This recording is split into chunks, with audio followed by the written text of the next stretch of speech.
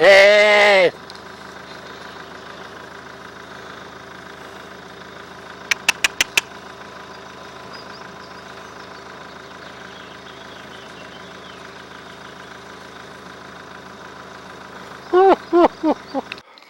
Alors nous sommes à Langeais, le château.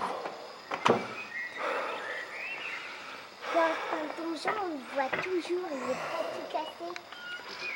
Ah oui, parce que quand il sera tout cassé, on le verra plus.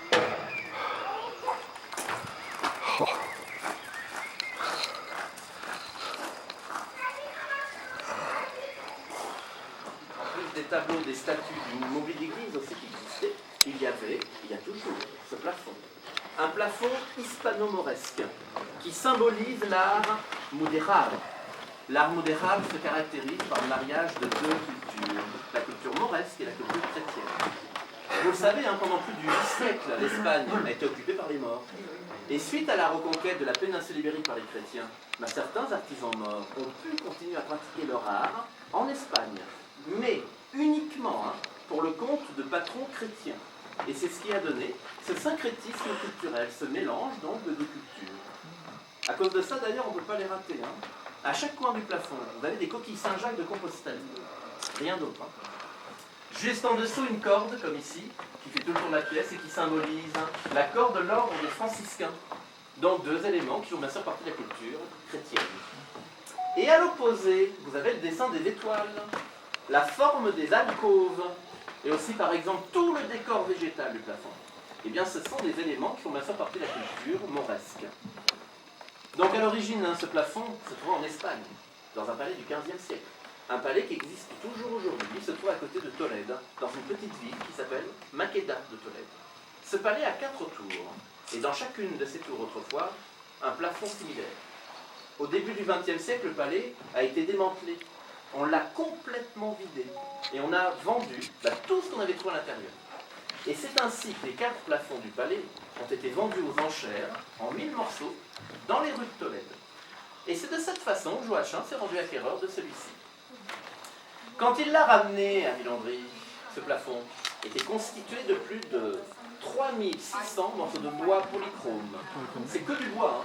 Apparemment, ici, on aurait principalement du pain. Chaque pièce est assemblée par de petits clous. Et avec l'aide d'un charpentier de Villandry, il a passé plus d'1 an pour le reconstituer, sans plan. Et il a fallu rétrécir la pièce repositionnée et supprimer le plancher supérieur. La majeure partie des dorures ont été réalisées à la feuille d'or. Et vous le voyez, ce plafond représente tout simplement un ciel étoilé. C'est la voûte céleste qu'il faut dire. Et juste en dessous du plafond, comme ici, une frise de la même époque, du même style que le plafond. Donc une frise du XVe siècle de style mudéjar. Vous avez vu, on retrouve des coquilles Saint-Jacques de Compostelle, répétées au centre de la frise. Et le reste du décor est purement mauresque. C'est une frise en stuc, comme la cheminée tout à l'heure. Alors par contre, frise et plafond viennent de 2 endroits différents d'Espagne. Ils ont été réunis ici, à Villandry. Donc voilà pour ce plafond. Le jeune frère de Napoléon Bonaparte, le roi de Westphalie, propriétaire des lieux pendant 10 ans. Et au bout de 10 ans, il a tout simplement échangé la propriété contre une magnifique villa italienne qui appartenait à la famille Ingerlo, une famille de banquiers français, qui juste par échange donc, est devenue propriétaire des lieux. Retenez aussi que c'est la famille Ingerlo qui a fait recouvrir les jardins par de la terre pour créer le fameux parc à l'anglaise en bande douce dont je parlais tout à l'heure, dans la salle de la maquette. Et dans cette chambre de style empire, vous avez vu, il y a une cheminée. Et bien autrefois, c'était obligatoire d'avoir au moins une cheminée par pièce, au moins une. Et je vous parle aussi de cette cheminée parce qu'elle a une particularité, regardez bien. C'est une vraie cheminée qui a vraiment fonctionné autrefois, mais c'est une cheminée en trompe-l'œil. La tablette sur la pendule est en marbre. La dalle par terre est en marbre, mais tout le reste c'est de la peinture. C'est du trompe-l'œil. Très à la mode au XVIIIe siècle, le trompe-l'œil. Une cheminée en stuc, poussière de marbre ou plâtre. Il a perdu ses parents très jeunes et a été élevé par sa sœur aînée. Et il est devenu docteur en médecine. Et après de très brillantes études de médecine, l'un de ses professeurs l'a recommandé auprès d'un laboratoire parisien, mondialement connu à l'époque. Le laboratoire du professeur Charles Richer, prix Nobel de médecine en 1913. Et c'est un laboratoire spécialisé en physiologie, qui est l'étude du fonctionnement des organismes vivants. Donc à l'âge de 24 ans, Joachim devient chercheur en physiologie. Et il va devenir l'un des plus brillants collaborateurs de Charles Richer, l'un de ses bras droits. C'est surtout dans ce laboratoire parisien qu'il fait la connaissance de sa future épouse, Anne Coleman, qui à l'époque était étudiante, diplômée en biologie. Donc, une des rares femmes scientifiques du tout début du XXe siècle en France. En tant qu'étudiante, elle voulait surtout travailler avec le professeur Richer. Eh bien, Anne Coleman était américaine d'origine, née en Pennsylvanie. Et cette fois-ci, issue d'une famille immensément riche. Le docteur Joachim Carvalho, son épouse, Anne Coleman. Le docteur Carvalho, c'est officiel, ça a commencé cette année, normalement, les travaux. Et quand vous reviendrez à Villandry, parce qu'on revient toujours à Villandry, vous rentrerez certainement face au château. Donc, croisez les doigts comme ça. Alors, en fin de compte, vous avez compris, vous êtes un petit peu chez vous. Hein. Enfin, un tout petit peu. Allez, je vous invite à l'instant. Les jardins, on me mettait détruits pour certaines choses. La plupart du temps, châteaux et jardins ont tout simplement été laissés à l'abandon. Et il a fallu attendre le début du XXe siècle pour que cela change, avec l'arrivée de nouveaux propriétaires, un couple, le docteur Joachim Carvalho et son épouse Anne Coleman. Et c'est eux qui ont décidé de faire renaître à la fois le château et les jardins. Donc voilà, c'est cette histoire, cette aventure, que vous allez entre autres découvrir au collectivité du château de Villandry. Et aujourd'hui, c'est la 4e génération de la famille Carvalho, qui gère donc l'entreprise privée, l'entreprise familiale qui a été créée, pour pouvoir déjà, bien sûr, entretenir la propriété et la restaurer. Parce qu'il n'y a aucune subvention à vous. C'est vous qui payez. Ouais, même moi, en fait, pour revenir souvent. Donc actuellement c'est Henri Carvalho, le propriétaire des lieux. C'est l'arrière-petit-fils de Joachim et d'Anne, il est direct du site aujourd'hui. Et il est là depuis une trentaine d'années. Et bien en 30 ans, il a réussi l'exploit des présidents publics uniquement grâce aux entrées.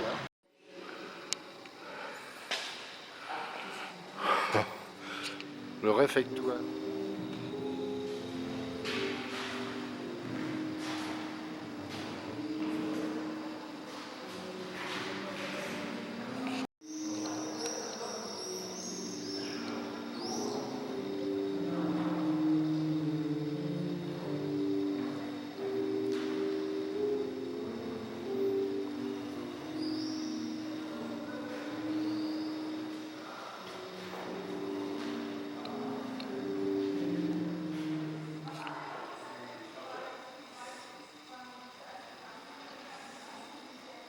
Ça, c'est les matines.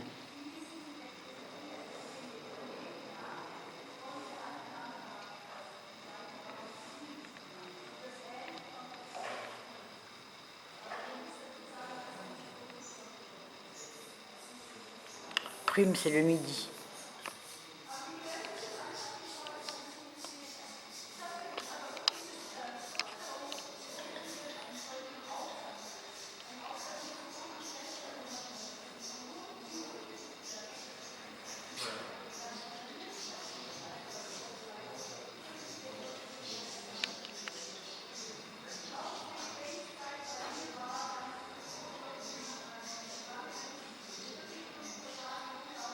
Secte, c'est l'après-midi.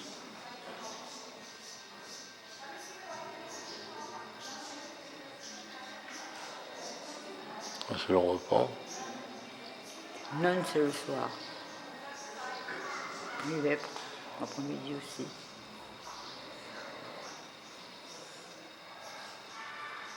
Les complis. Dans les petites tasses.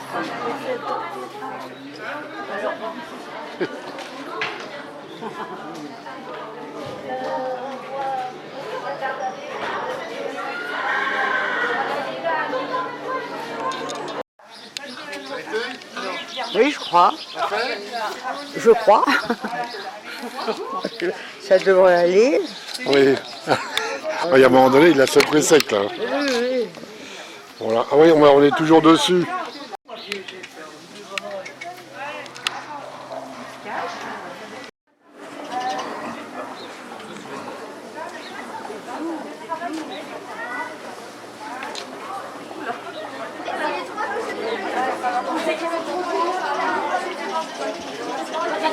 Vous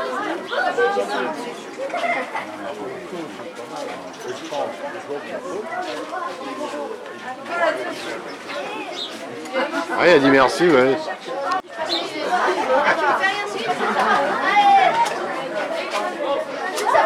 Il a pris la pause, peut-être la chanson. Il a pris la pause. Non, j'ai pas eu le temps, regarde la dernière recommence. Il a pris son livre.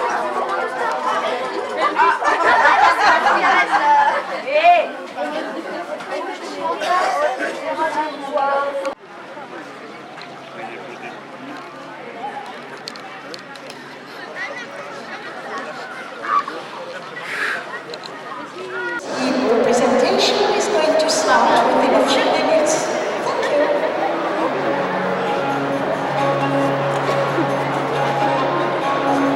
The presentation is going to start within a few minutes. Thank you.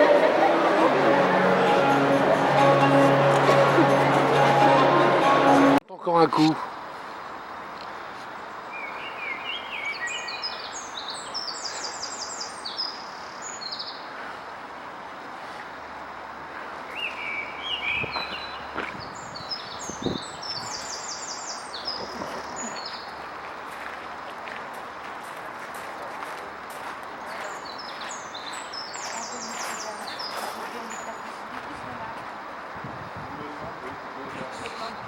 À gauche, la rue du musée vous conduira au logis Barrault, bâtiment de la fin du XVe siècle qui abrite le musée des Beaux-Arts.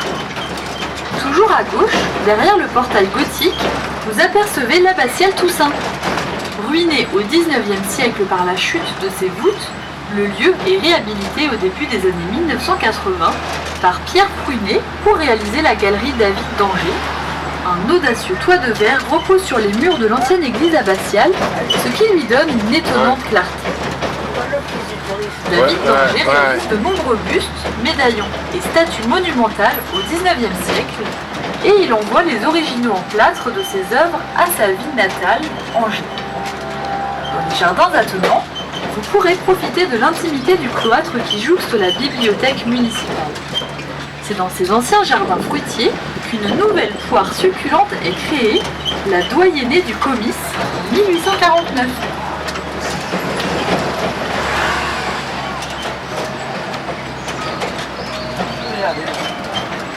Nous arrivons au terme de notre promenade en espérant que vous avez passé un agréable moment. Pour compléter ce parcours, après le virage, à gauche, vous pouvez voir l'hôtel de Théval, datant du XVIe siècle. Le bandeau central du pavillon est orné d'une frise de la Renaissance. À gauche, vous pouvez admirer la plus remarquable maison à pans de bois de la ville, la maison d'Adam ou de l'arbre de vie. Sur la façade, les sculptures représentent l'Annonciation faite à Marie. Fortement remanié au XIXe siècle, il conserve deux salles du XIIe siècle.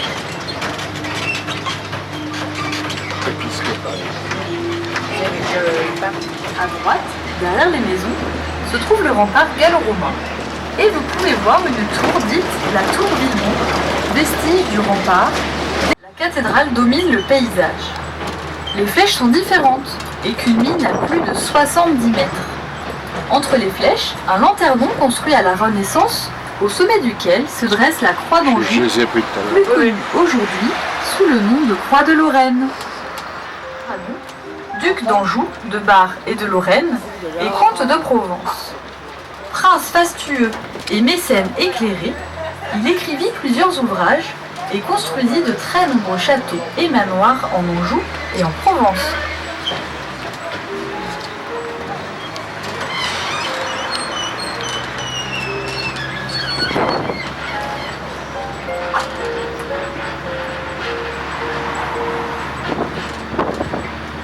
Le château et la cathédrale. Un premier château dont on aperçoit des vestiges sur la droite de la forteresse actuelle est construit au IXe siècle. C'est là que vécut la famille des Plantagenets. Après leur expulsion par le roi de France, Blanche de Castille, mère du futur Saint-Louis, prend la décision de réaliser cette immense forteresse de plus de 2 hectares, dotée de 17 tours imposantes. Ces dernières étaient couvertes de toits pointus en poivrière, disparus au XVIe siècle. Angers est une ville aérée, fleurie, où il fait bon vivre. 638 hectares d'espace vert l'embellissent. La ville profite d'un cadre de vie exceptionnel, épaulé par une politique ambitieuse d'aménagement paysager. Quai des Carmes. À droite, aux Croisières vous propose des promenades, conférences et repas sur certains des 300 km de voies navigables que comptent la Sarthe, la Mayenne et la Maine. Pour toutes vos locations, n'hésitez pas à contacter Angers Loire Tourisme et plus particulièrement la Maison du Port, ouverte tous les jours en juillet et août et les week-ends de mai, juin et septembre. Depuis 2000, le Val-de-Loire, entre Sully-sur-Loire et Chalonnes-sur-Loire, est classé au patrimoine mondial de l'humanité et de très nombreuses grandes écoles, médecine, pharmacie, horticulture, tourisme, commerce, électronique, accueillent 32 000 étudiants. Toutes ces filières spécialisées sont créées en étroite collaboration avec les professionnels de la Technopole angevine, dont les principales orientations sont le végétal, la santé, les biotechnologies et l'informatique robotique. À 100 mètres, l'universitaire angevine remonte au lac de la Rochefoucauld en cours, qui était une île marécageuse jusqu'à la fin du XIXe siècle. C'est aujourd'hui une grande place où se déroulent de nombreuses manifestations. Cirque, foire de la Saint-Martin en novembre et les accroche-cœurs, grande festivité des arts de rue en septembre. De l'autre côté de la rivière, vous apercevez l'ancienne usine Cointreau, bâtie à partir de 1936 et dont la couleur ambrée rappelle la célèbre bouteille carrée. À droite, nous passons devant les ateliers de l'École nationale d'art et métiers qui datent des années 1930. Installée d'abord en 1804 à Beaupréau, l'école d'art et métiers est déplacée à Angers en 1815.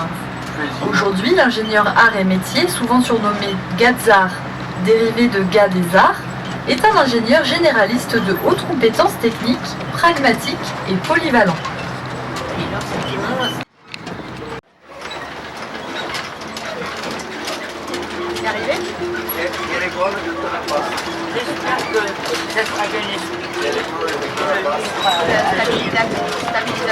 Ah oui, oui.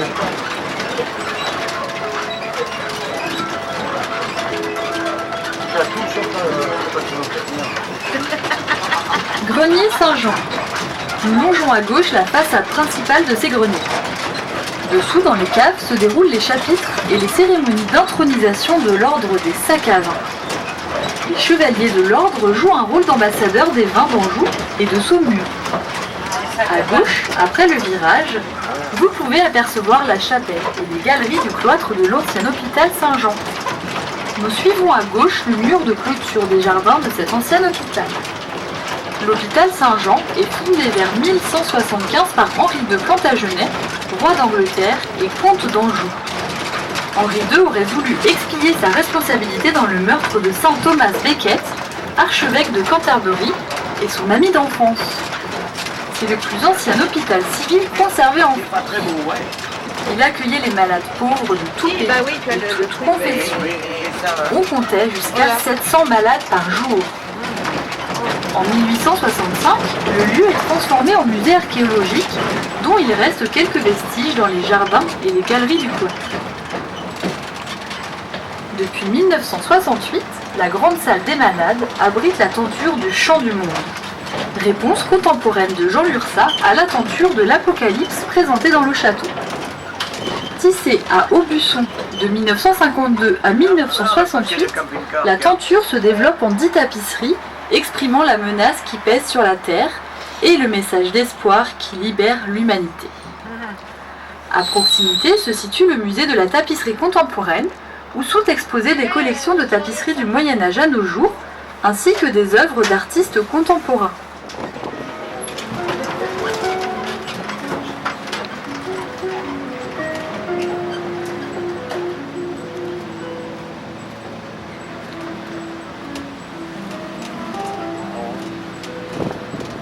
Place du Tertre.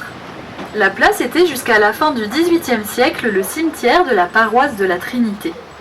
C'était le point d'aboutissement d'une grande procession disparue en 1968 la procession du Grand Sacre, le jour de la Fête-Dieu. Cette procession avait été instituée pour expier les propos blasphématoires d'un archidiacre local. La procession partait de la cathédrale et arrivait sur la place 4 heures plus tard. Au XIXe siècle, un reposoir néogothique est construit pour l'adoration du Saint-Sacrement. La fête du Sacre est si importante que les jeunes filles n'hésitent pas à faire stipuler dans leur contrat de mariage que leurs fiancés promettent de les y emmener. Rabelais, étudiant à l'école de médecine d'Angers, venait souvent dans ce quartier où son oncle tenait une auberge. Face au reposoir, les greniers et la cave de l'ancien hôpital Saint-Jean. La cave est en partie creusée dans la roche. Le grenier est recouvert d'une magnifique charpente du XIIe siècle. Son imposante salle est aujourd'hui transformée en salle de réception pour soirées de gala et repas de prestige. Ouais. J'ai vu.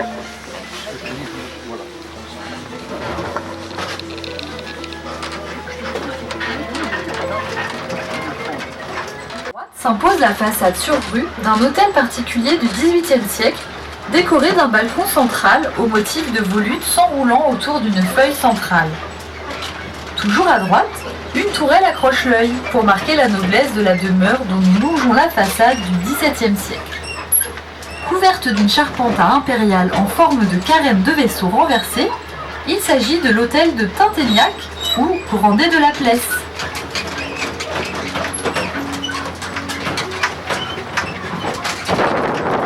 De la Doutre que s'installent les nobles, puis les communautés religieuses fondées entre la fin du Moyen-Âge et le XVIIe siècle. C'est le cas des Carmélites en 1638, dont vous pouvez voir une partie du couvent à gauche. Il s'agit de l'ancien hôtel de Puy-Gaillard, daté de 1574. La prière est la première mission d'une carmélite. Au nombre d'une vingtaine, elle fabrique 5 heures par jour le pain d'autel, les hosties. Dès la première oraison, à 6 heures le matin, et jusqu'au coucher du soleil, les sœurs prient pour le salut du monde. En plein cœur d'Angers, de l'agencement du monastère au rythme des activités de la journée, tout est là pour favoriser la prière. Nous sommes sur l'ancienne route de Laval, qui passe par le Lion d'Angers, où se situe le haras national de l'île Briand.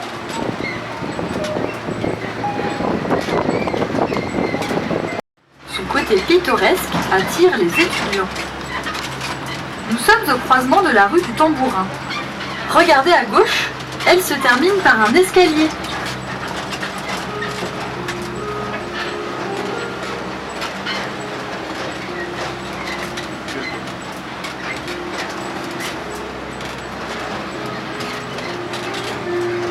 Au XIXe siècle, pour faciliter l'accès au quartier populaire de la Doutre.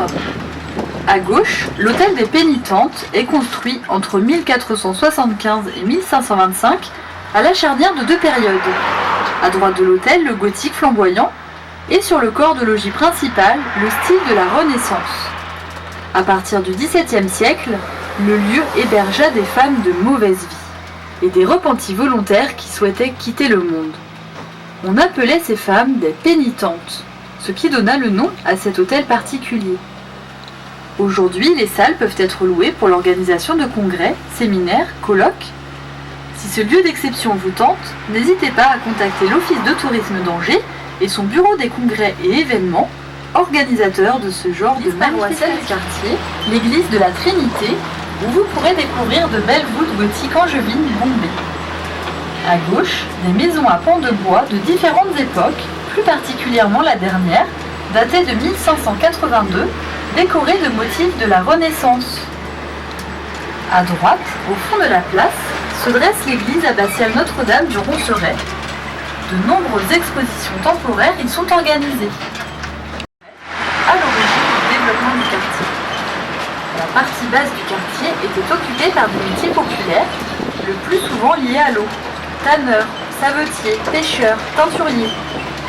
Au niveau du feu passait un bras artificiel de la Maine, le canal de la tannerie.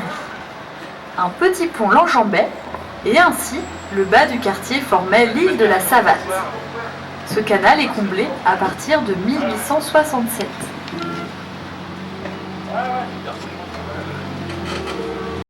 À droite et à gauche, les ponts de la haute et de la basse chaîne rappellent qu'au Moyen-Âge, des chaînes étaient tendues en prolongement des remparts pour empêcher les invaseurs par schiste, tuffeau, vin, mais aussi des produits plus exotiques, comme les oranges, nécessaires à la fabrication de la célèbre liqueur de la famille Cointreau, dont l'usine est installée sur les quais jusqu'en 1972. La rivière est canalisée après la terrible inondation de 1856 et les quais que vous voyez sont réalisés dans la seconde moitié du 19e siècle.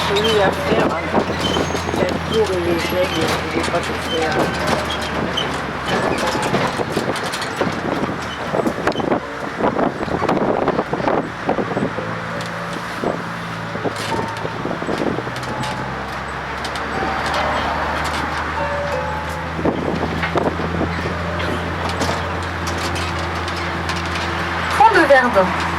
Nous franchissons la Maine, rivière la plus courte de France, puisqu'elle ne parcourt qu'environ 10 km.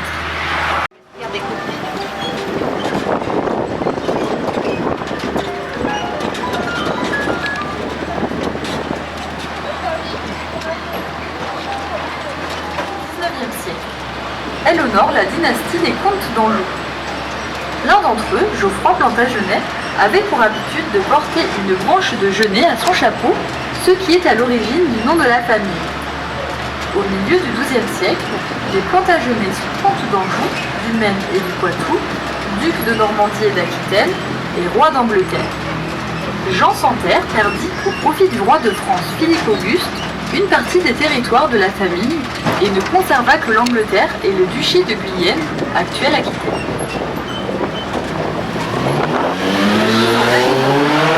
Dans les deux Plantagenets de Richard Cœur de Lion et d'Isabelle d'Angoulême sont conservés à l'abbaye royale de Fontevraud, à proximité de Saumur.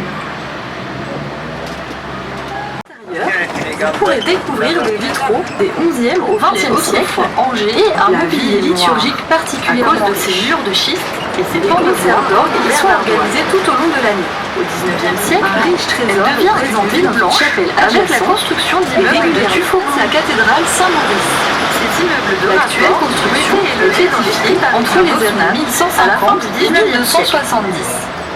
Ces immeubles développent leur façade commerciale sur l'antique angevin, dont les caractéristiques principales sont en fer forgé soutenues par des couvertes de voûtes sur croisées d'ogives. Vous remarquerez les très longs masques de personnages, une grande sobriété du décor. D'ailleurs, vous pouvez constater qu'aucun arc-boutant extrait à Angers dans la demeure sur votre gauche, l'ancien couvent des Jacobins. C'est un lit de tolérance signé à Nantes par Henri IV qui reconnaît la liberté de culte aux protestants.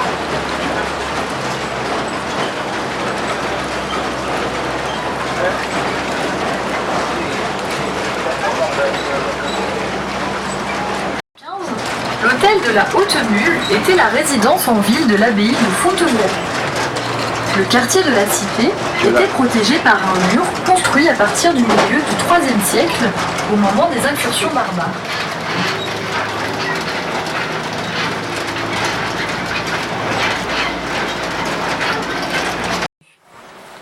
Angers, ville d'art et d'histoire, et 16e ville de France, est une cité universitaire d'environ 160 000 habitants au sein d'une communauté d'agglomération, Angers-Loire-Vallée, de plus de 280 000 habitants, regroupant 33 communes.